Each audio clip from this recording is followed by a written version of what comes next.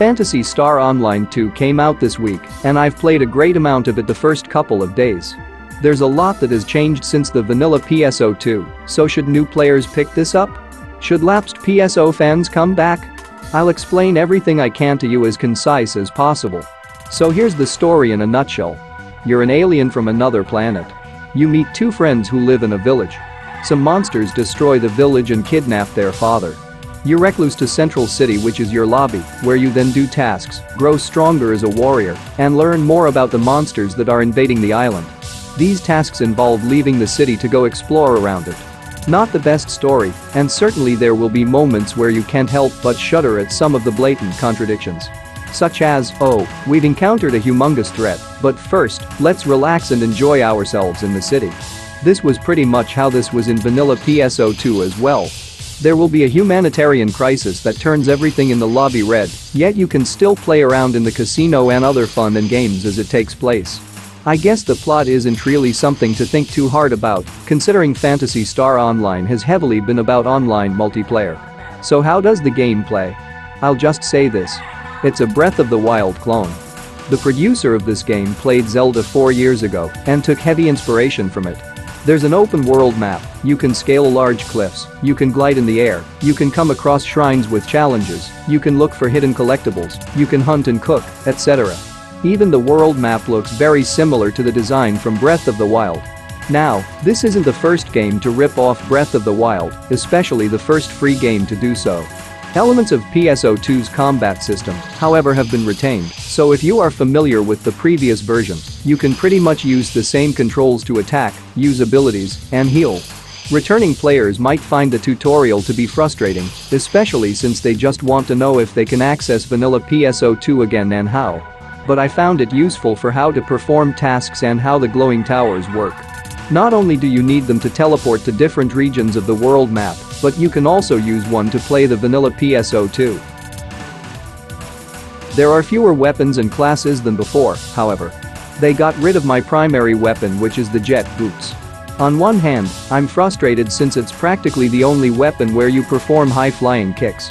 On the other hand, it was broken beyond belief, and you could practically fly 20 to 30 feet in the air with this odd sequence of buttons. Once you choose a primary class, you can later find that you can actually take abilities from one weapon and incorporate it into another. Most of the enemies will have the same aesthetic.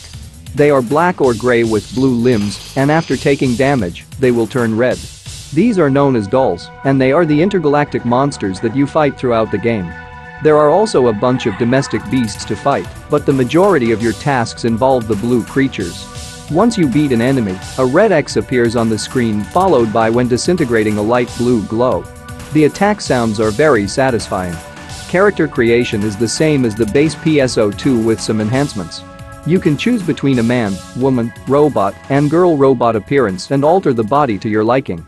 In terms of the robots, however, you can change the head, arms, legs, and torso, and even obtain new parts later on, or use base PSO 2 parts.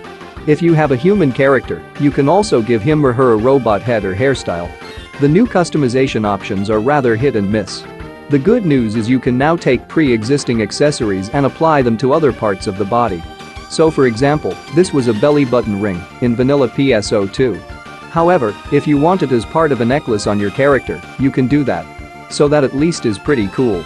The caveat, however, is that this feature does not work well with just any accessory, especially all the headwear parts. Some of them don't even allow you to move it to a different part of the body, and the ones that do, such as the hats, you'll be lucky to even try to get it in the position you want. So for instance, I want to have this elephant hat placed behind the back. But this is easier said than done. Whether or not this is something Sega will address in the future remains to be seen.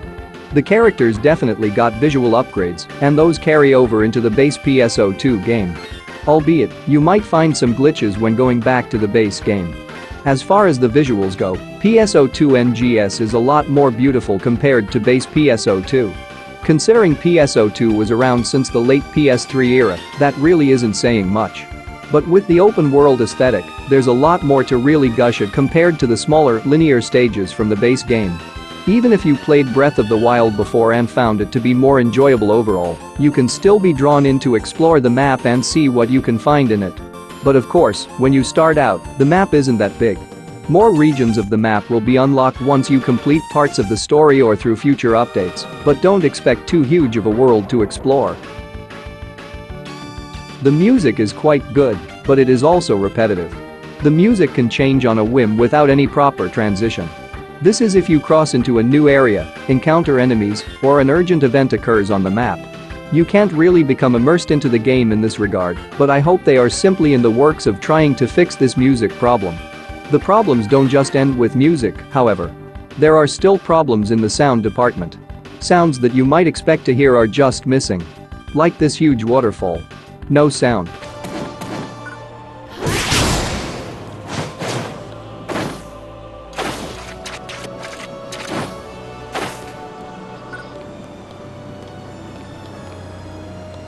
Yet, there is sound coming from a much smaller waterfall back at the city.